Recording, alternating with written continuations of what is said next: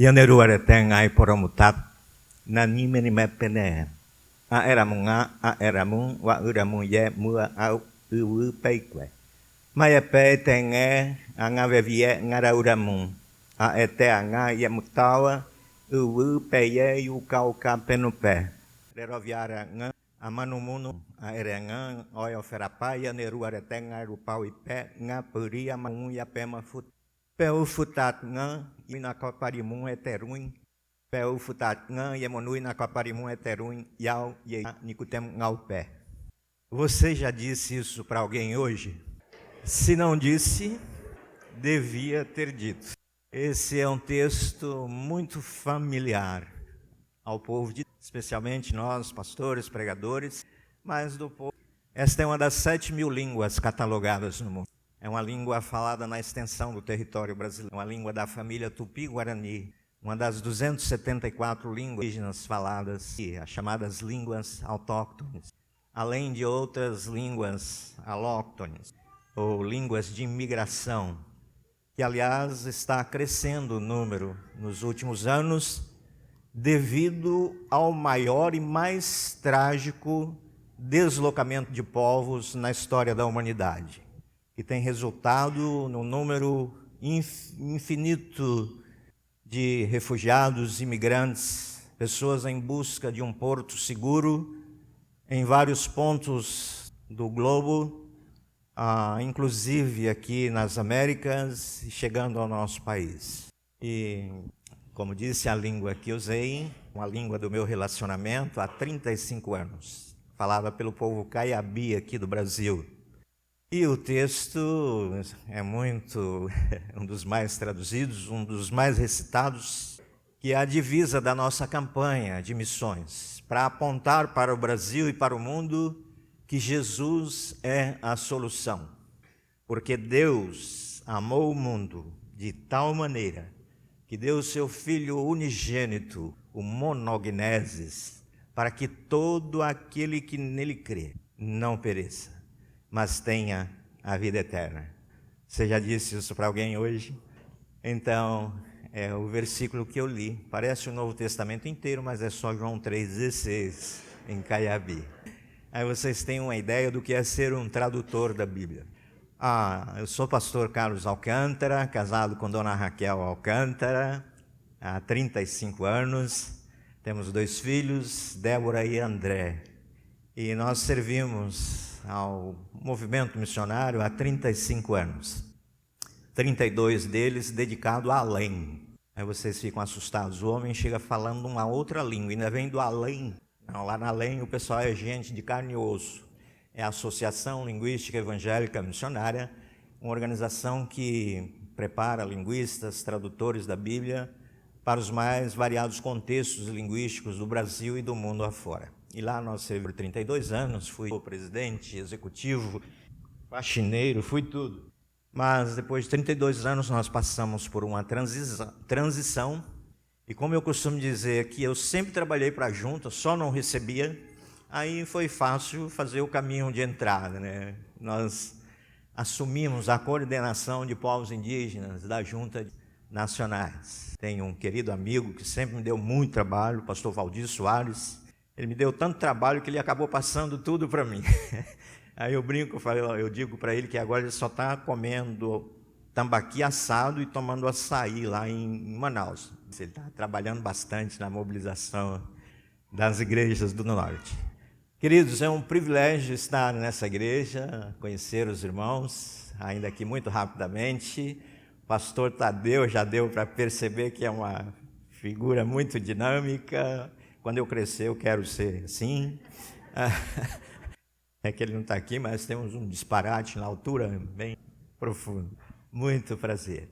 Então, nós estamos aqui para refrescar na memória dos irmãos o que vocês têm anunciado, o pastor tem anunciado, a Junta de Missões tem anunciado nesse ano, nessa campanha tão bonita, de apontarmos para o mundo que Jesus é a solução. O momento crucial que nós estamos vivendo na história, e especialmente esse final de semana, deixa isso muito claro para nós.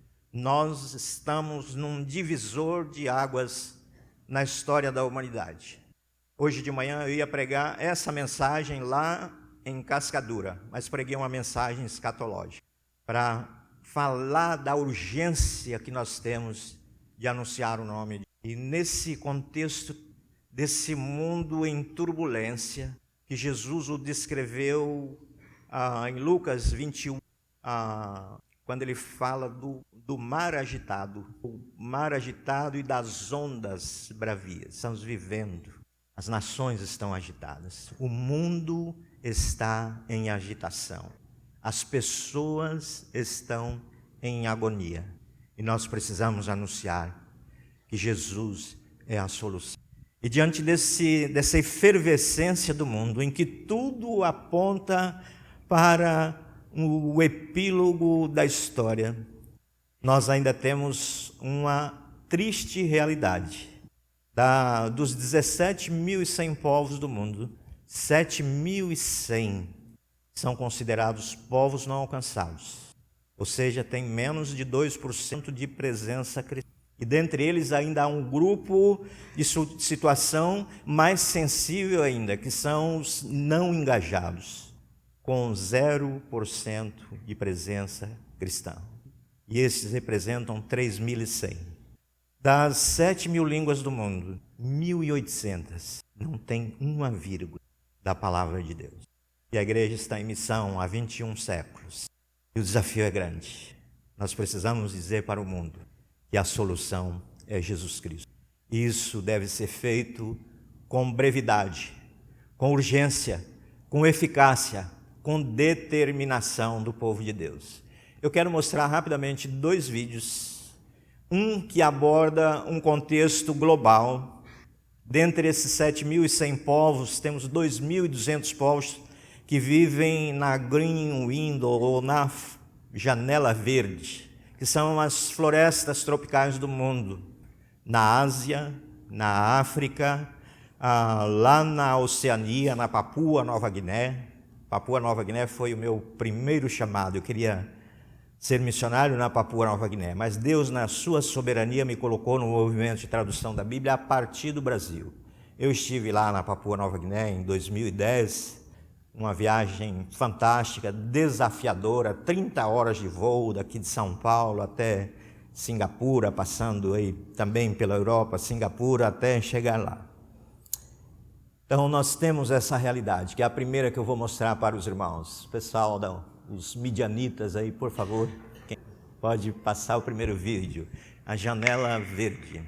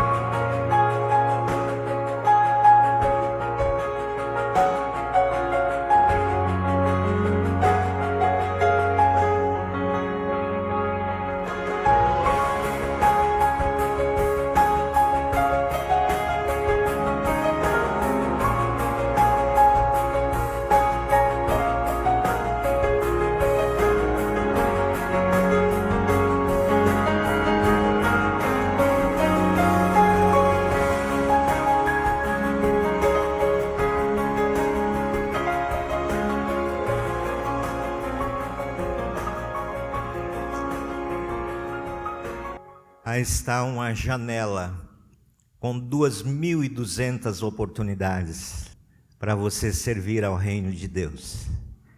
Quando Ele me chamou, o Senhor me chamou para o ministério, Ele descortinou o mundo diante de mim e disse: vai. E Ele cumpriu cabalmente essa promessa. É claro que, como a crise que aqui estava, eu entrei numa crise. Como é que Deus ia pegar um menino que trabalhava em farmácia lá na Bahia e iria levá-lo para o mundo? Mas Deus é Deus. E realmente Ele levou para os 4 cantos. Devo ter passado aí por uns 40 países em nome da missão de Deus, mas com um coração muito afinado, aos quais aprendi a amar de forma que só Deus e eu sabemos. E numa relação muito profunda com os donos dessa língua, recitei para os irmãos aqui, com os Caiabi, com quem tenho trocado experiências profundas ao longo desse. Não passo um dia sem falar com, às vezes, muitos deles. E Deus também nos dá o privilégio de vez em quando irmos lá, passar um mês, 2. Minha esposa ainda está fazendo a tradução de porções do Antigo Testamento. E temos muitas coisas acontecendo lá, mas servimos aos povos em geral. E agora eu quero mostrar uma outra realidade interna nossa, que são os 8 segmentos menos evangelizados do Brasil. E os irmãos vão ver, dentre eles, os povos indígenas também. Por favor.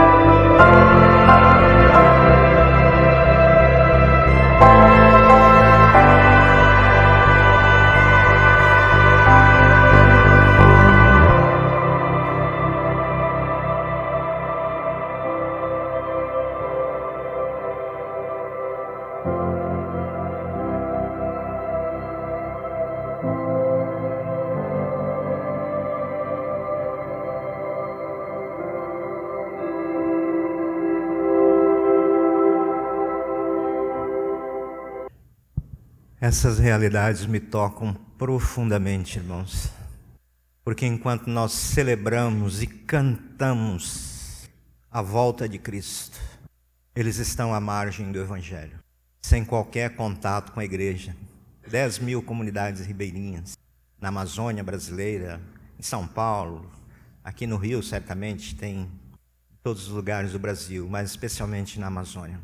Ciganos, povo hostilizado no mundo e no Brasil, na Europa, especialmente na Alemanha, em Portugal e outros países, eles foram caçados como animais.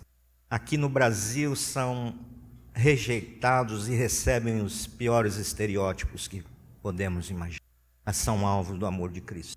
E alguns deles têm sido transformados pelo poder da palavra de Deus. E eu sou testemunha disso, porque tenho preciosos irmãos que são meus amigos ciganos, crentes em Cristo. Mas independente de serem crentes ou não, nós devemos amá-los e dizer a eles que Jesus... Os refugiados, mais de 300.000 no Brasil, os quilombolas e tantas outras realidades que nós vivemos, os mais pobres entre os pobres, os mais ricos entre os ricos, trancafiados em seus condomínios e o coração às vezes vazio de Deus. Então nós temos que anunciar para essas pessoas que Jesus... E os nossos povos indígenas, espalhados por todo o território brasileiro, 1.600.000 indígenas, a quem tanto devemos culturalmente nesse país e em outros aspectos mais aos quais somos devedores. Na língua, nós falamos um português diferenciado, isso nós devemos aos povos indígenas. Tantas cidades aqui no Rio de Janeiro, Jacarepaguá, Maricá e tantas outras, isso é influência das línguas indígenas, especialmente do tupi no português, além das línguas africanas também, que tem influência. Tem um trabalho de uma professora lá da Universidade Federal da Bahia, Ieda Passos de Castro, chamados Falares Africanos no Brasil, e ela mostra essa influência, essa carga que nós recebemos de línguas africanas, especialmente no eixo Bahia, Minas, Rio, São Paulo. Então nós somos devedores a esses povos, tanto no aspecto cultural, a nossa comida, por exemplo, e tantas outras coisas que herdamos desses povos, dos povos indígenas. Você toma pelo menos um banho por dia, você recebeu isso, herança europeia. É o contrário, os europeus ensinaram você a tomar o menos possível de banho. Você toma 1, 2 banhos, isso é cultura dos nossos irmãos indígenas. Mas não só isso, nós somos devedores porque temos uma mensagem. Somos portadores da missão de Deus aos nossos povos. Nós devemos anunciar a eles que Jesus é a solução. E oportunidades não faltam. Tanto no contexto da Janela Verde, 2.200 povos à espera do Evangelho. E aqui no Brasil, 117 etnias. E isso pensando que algumas delas têm 100, 200 aldeias. Isso se torna um desafio hercúleo, gigante. Mas você tem a oportunidade de servir esses povos, tanto num contexto mais distante, como lá na Amazônia, se você é mais aventureiro, se você gosta de belezas, você pode trabalhar também no centro-oeste do Brasil, nós temos oportunidades. Se você gosta das praias paradisíacas do Nordeste, temos oportunidades entre os povos indígenas. Mas se você fala, eu não quero ir tão longe, eu quero ficar pelo Rio mesmo, aqui nós temos possibilidades, oportunidades, como em Paraty, temos lá um grupo, aliás, a junta tinha um trabalho lá naquela região com o povo que ali vive, com os Guarani Mbiá, mas nosso missionário adoeceu, inclusive, e não temos gente para colocar lá. E se você quiser trabalhar num lugar sofrível, a gente tem uma oportunidade para você em Angra dos Reis. O sonho de consumo de todo brasileiro é passar uma semana em Angra dos Reis. Você pode passar a sua vida toda servindo um povo indígena lá em Angra dos Reis. Só você quiser. Então são desafios, são povos, vidas preciosas pelas quais Jesus estão à espera de uma iniciativa de uma igreja mas sobretudo de pessoas que estejam dispostas a amar, a viver o reino de Deus, a dispensar o amor de Deus a essas pessoas.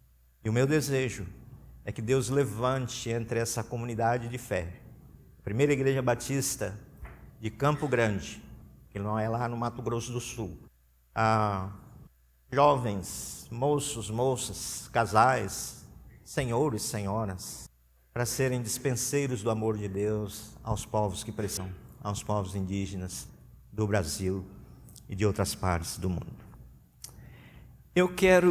Nós estamos em campanha de missões, é a época da junta fazer o seu colchão perante as igrejas e as igrejas mantenedoras, e nós louvamos a Deus pela iniciativa da igreja, pelo apoio que a junta de missões tem recebido dos irmãos, do seu pastor, da sua liderança dessa igreja.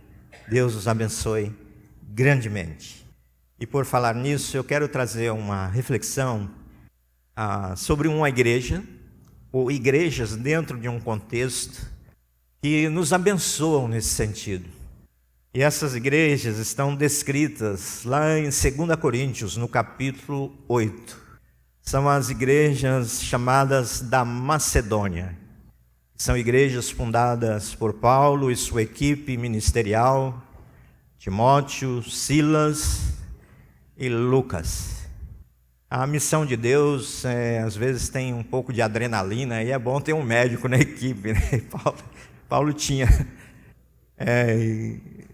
Tem mesmo. E por falar em adrenalina, eu tenho dito nos últimos dias que o Rio não é só adrenalina, tem morfina também. Eu estava hospedado lá no CIEM, numa casa de missões mundiais, que tem lá um chalé, e um belo dia tinha outros 5 pastores lá, 2 missionárias, e lá a gente dormia meio tarde, só que eu era que dormia mais cedo. Fui para a cama meia-noite, fiquei lendo algumas coisas, 00:30, eu vi que tinha um bichinho atravessando o quarto. Era uma lacraia. E eu fui matá-la e ela quase me matou.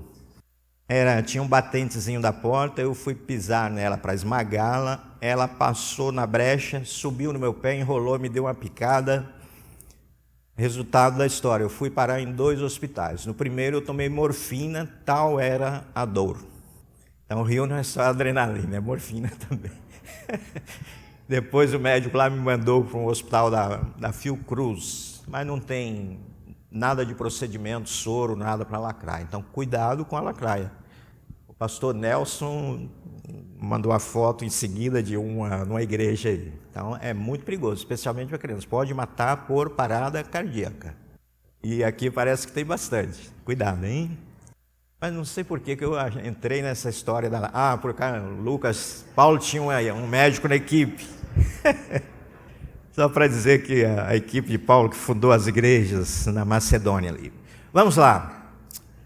2 Coríntios, capítulo 8, do versículo 1 ao versículo 7. A palavra de Deus nos diz o seguinte: Também, irmãos, vos fazemos conhecer a graça de Deus concedida às igrejas da Macedônia, porque no meio de muita prova de tribulação, manifestaram abundância de alegria, e a profunda pobreza deles superabundou em grande riqueza da sua generosidade.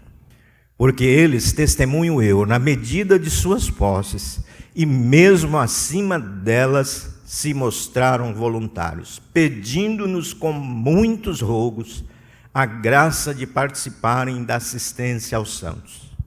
E não somente fizeram como nós esperávamos, mas também deram-se a si mesmos primeiro ao Senhor, depois a nós pela vontade de Deus, o que nos levou a recomendar a Tito que, como começou, assim também complete essa graça entre vós. Como, porém, em tudo manifestais superabundância, tanto na fé e na palavra, como no saber, e em todo cuidado e em nosso amor para convosco, assim também abundeis nessa graça. Nosso Deus, fale ao nosso coração por meio da Tua palavra, ó Deus.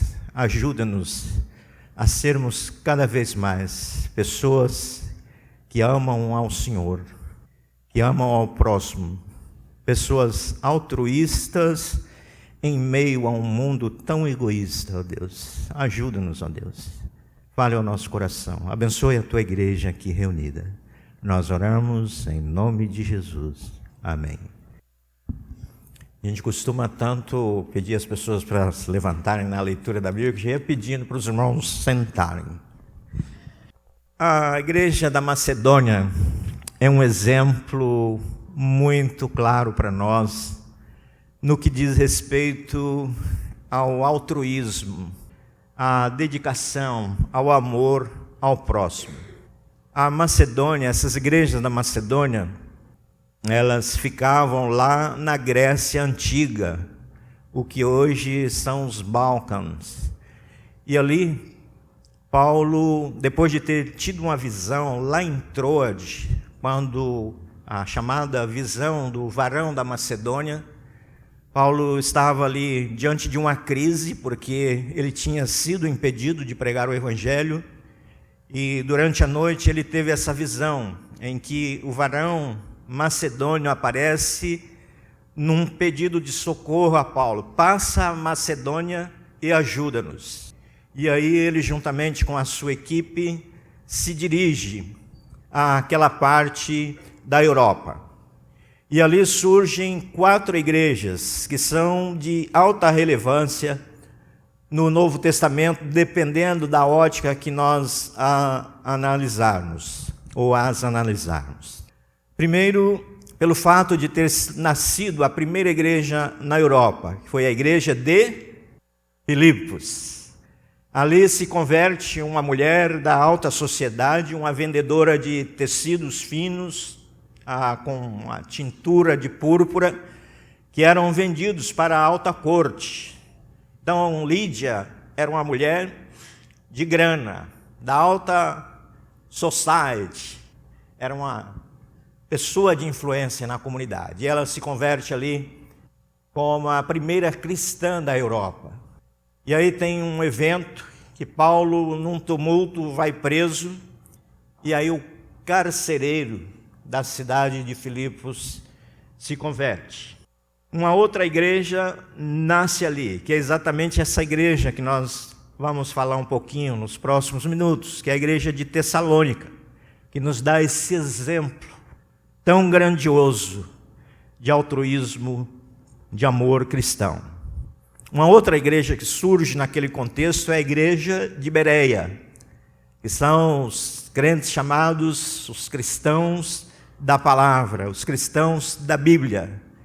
Tudo que alguém pregava lá, eles examinavam para ver se as falas estavam corretas. E dali, Paulo se dirige para Atenas, onde ele tem uma espécie de choque cultural. Atenas, que sempre foi o foco do mundo, até hoje as pessoas no seu roteiro turístico colocam Atenas como uma possibilidade, e Paulo chega ali em nome do Evangelho e tem lá o seu choque cultural, ao ver tantos deuses na cidade de Atenas, depois dele ter passado por fundado essas igrejas que já mencionei. E ali a situação era tal que tinha uma estátua, um monumento ao Deus desconhecido. E aí a deixa para Paulo contextualizar o Evangelho, quando ele diz exatamente desse Deus que vocês não conhecem, que eu venho falar para vocês. Então esse é um pano de fundo que está por trás da cortina, da fundação dessas igrejas. Mas aqui, meus irmãos, eu quero trazer alguns destaques, especialmente da igreja de Tessalônica, no capítulo 8, aí que nós lemos, de 2 Coríntios.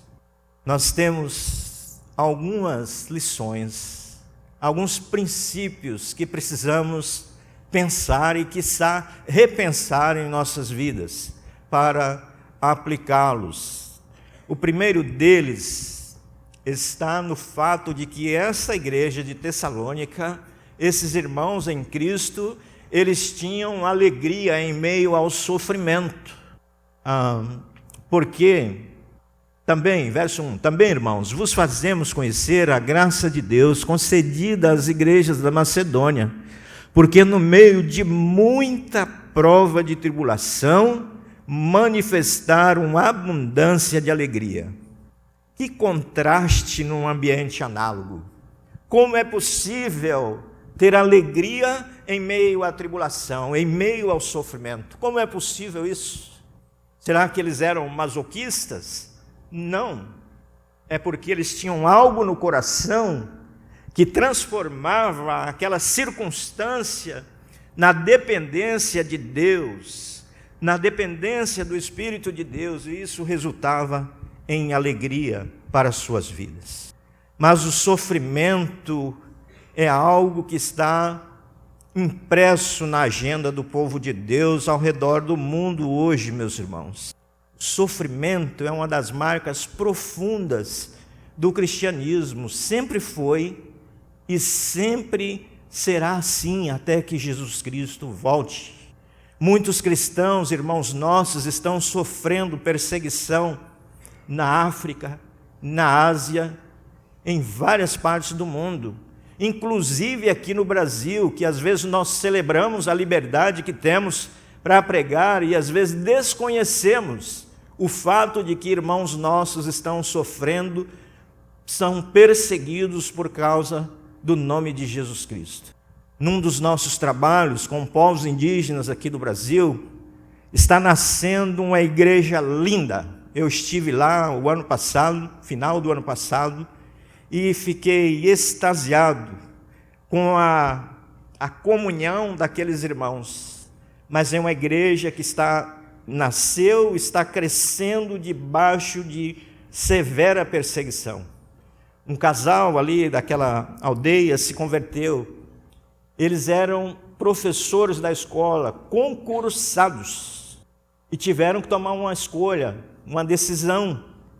Ou vocês deixem esse negócio de ser crente de lado, ou vocês vão perder o emprego de vocês. Sabe qual foi a escolha deles? Nós queremos Cristo. Estão lá até hoje sem emprego, mas Deus não os tem desamparado.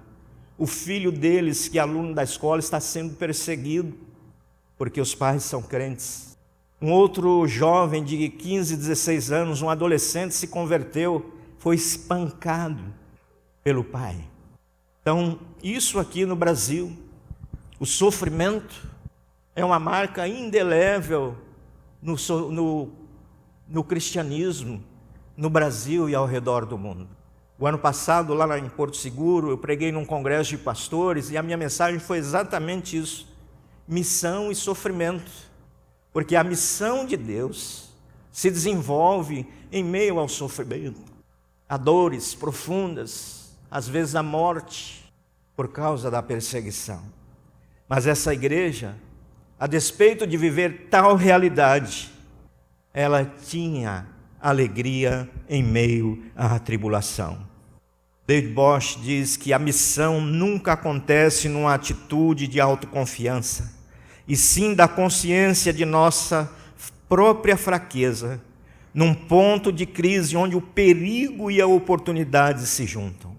O mundo é perigoso para o povo de Deus, sempre foi perigoso para o povo de Deus.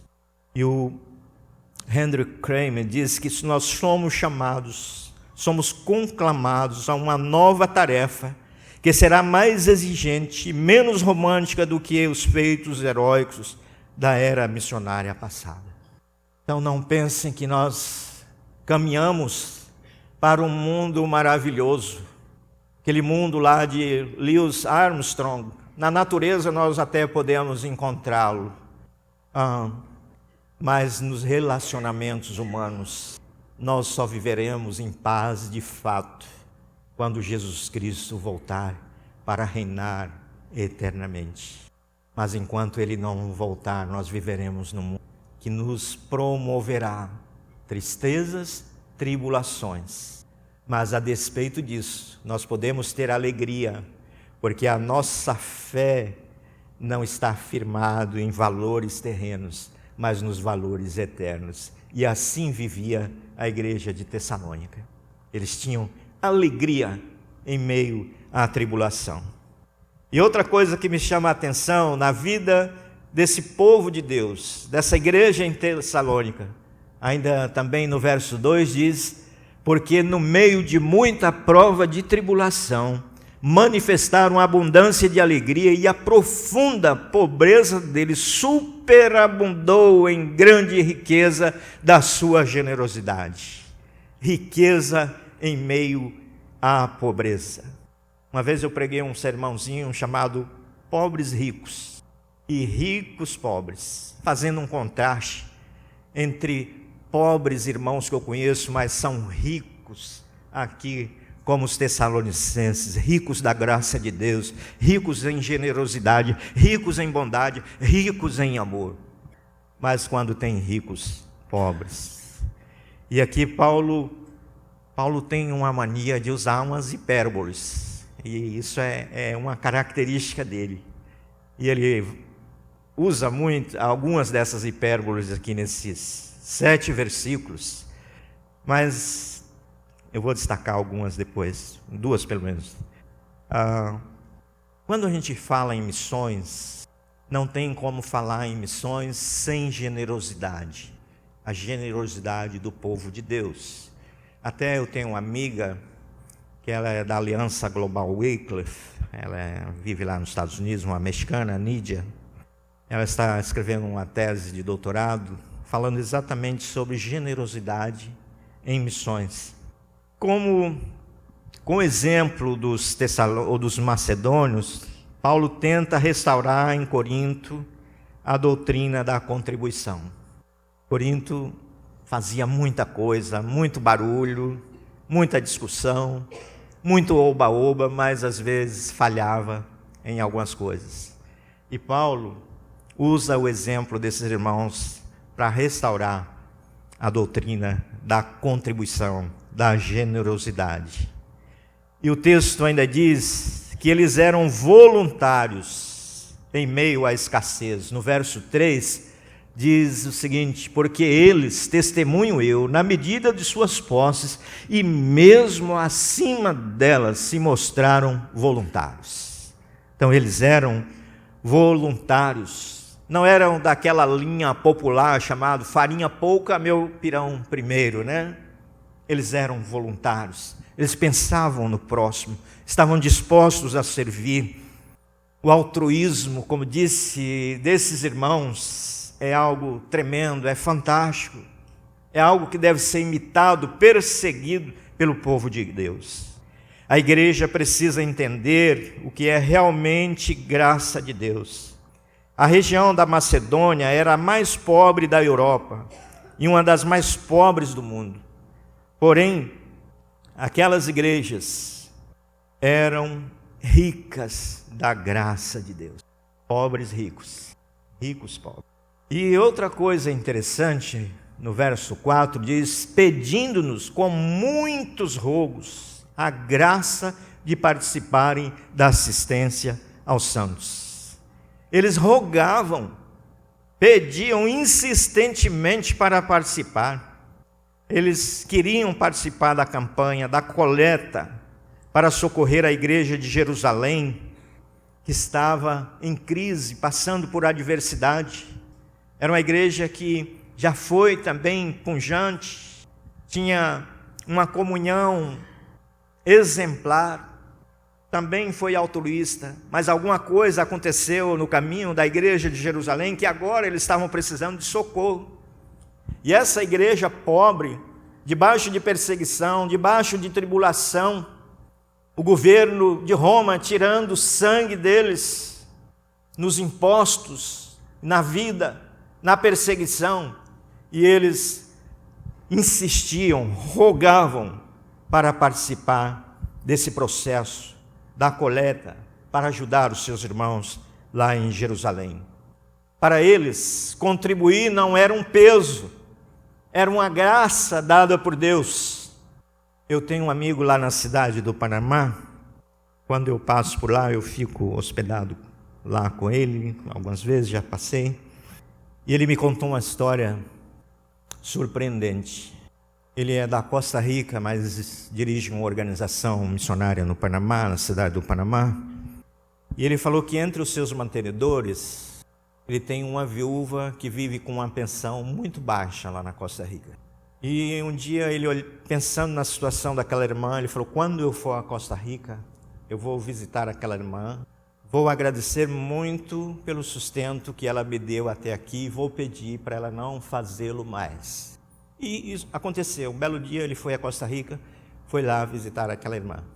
Aí ele contou a história para ela, porque que ele estava agradecendo. No final ele falou: irmã, não precisa a senhora me mandar mais aqueles $6. Eu vejo que a situação da irmã é muito... E aquela irmã, em lágrimas, disse para ele o seguinte: meu filho, você quer tirar de mim um privilégio que Deus me deu de ajudar no seu sustento para você realizar o trabalho de Deus? Aquilo foi um chute na canela do meu amigo. Um exemplo desses irmãos aqui da Macedônia. Eram ricos em meio à pobreza. Eles eram voluntários em meio à escassez. Eles rogavam para participar da campanha, participar da vida dos outros. Eles nos dão exemplo, irmãos, tremendo, de quanto nós precisamos de igrejas e crentes que sejam assim. E caminhando para o final, outra coisa que eles fizeram é que eles deram-se a si mesmos ao Senhor. No verso 5, diz: e não somente fizeram como nós esperávamos, mas também deram-se a si mesmos primeiro ao Senhor, depois a nós pela vontade de Deus. Então, o grande segredo deles é que eles deram a si mesmos ao Senhor. No Antigo Testamento, Deus exigia quanto do povo? 10%. Você dava o dízimo, fazia lá uns sacrifícios, tudo ok. E no Novo Testamento? Pessoas falam que o dízimo é coisa do Antigo Testamento. É mesmo. Sabe por quê? Porque no Novo Testamento, Deus não quer só o dízimo, não. Ele quer tudo. Ele quer a nossa vida como um todo. E esses crentes aqui da Macedônia nos ensinam isso. Eles deram-se a si mesmos ao Senhor. Meus irmãos, enquanto Deus não tiver tudo de nós, nós seremos pessoas incompletas. Não é que vai faltar para Deus, não, vai faltar para nós mesmos. Deus sequer precisa daquilo que nós temos. No entanto, Ele quer a nossa vida integral, como um todo. E se eu sou de Deus, se a minha vida pertence a Deus, dízimo, ofertas voluntárias, socorrer alguém é apenas um detalhe. E esses irmãos nos ensinam isso. Deram-se a si mesmos ao Senhor. Permitam-me ler uma nota aqui a respeito deles. Os cristãos em Jerusalém estavam sofrendo muito. Além da fome na região, conforme Atos 17, de 27 a 30, muitos haviam sido repudiados por seus familiares e perdido os meios de sustentarem a si mesmos. Para piorar as coisas, estavam sendo cobrados pelas autoridades judaicas e pelas romanas, porque os cristãos macedônios estavam tão ansiosos para ajudá-los, porque estavam sinceramente comprometidos com o Senhor e as prioridades de Deus haviam se tornado as prioridades deles. Então eles nos ensinam isso. Eles deram a si mesmos ao Senhor. E aqui, em último lugar, Paulo usa uma das suas hipérboles, no verso 7, quando ele diz: como porém em tudo manifestais superabundância, tanto na fé e na palavra, como no saber, e em todo cuidado, e em nosso amor para convosco, assim também abundeis nesta graça. Eles manifestaram superabundância, uma igreja superabundante. Imagine, aqui vocês especialmente que são do Rio, no julgamento das escolas de samba, né? Tem aquele cara que fica anunciando lá os quesitos das escolas. E aí imagine as igrejas da Macedônia, ou nos coloquemos no lugar deles. Já pensou? O quesito no amor, nota 10. No amor a Deus, nota 10. No amor ao próximo, nota 10. Amor à obra de Deus. E aí, hein? Será que nós temos nota 10 no amor à obra de Deus? Ou estamos na crise da Cris, né? Foi a Cris, né? A menina que interpretou aqui a mensageira do rei. Mas com essa igreja não tinha crise não, irmãos. Tudo com eles num ambiente de profundo sofrimento. Era nota 10. Você quer ser nota 10? Não na escola de samba, viu? Senão você está fora. O pastor está de olho em você ali. Na obra de Deus, no compromisso com Deus, no amor a Deus, no amor à palavra de Deus, no amor ao próximo, no amor à missão de Deus. Nós vimos tantos desafios pelo mundo afora. Pessoas que precisam de socorro. Pessoas às quais nós precisamos anunciar que Jesus Cristo é a solução. E se você não pode ir até lá com seus pés, você pode ir de outras maneiras. Mas Deus também precisa de pés que estejam dispostos a ir. E o meu desejo é que você se coloque à disposição dele, dentro da sua disponibilidade, daquilo que Deus pode contar com você.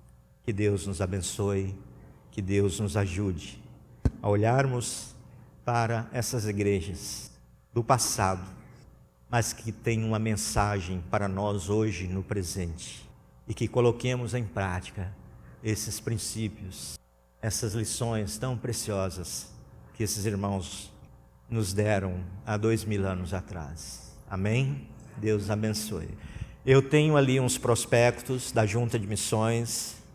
Se você quiser colaborar com a Junta para alcançar os povos indígenas de maneira mais efetiva, para mandar mais missionários, fazer mais projetos de compaixão e graça entre os povos indígenas, você pode me procurar e preencher um formulário assumindo um compromisso, não só com a Junta de Missões, mas com Deus e com esses povos que precisam ouvir o Evangelho. Amém?